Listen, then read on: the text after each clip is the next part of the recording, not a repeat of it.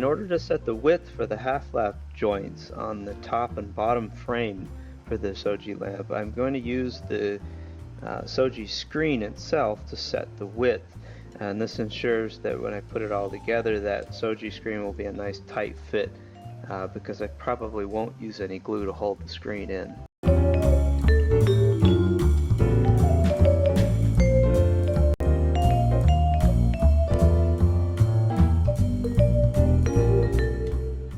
And after cutting those half-lap joints with a dado stack, it's time to assemble them.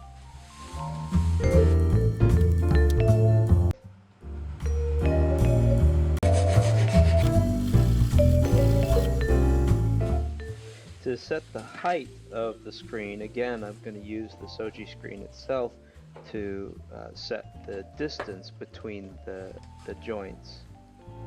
After cutting those joints, it's time to go ahead and assemble the entire lamp.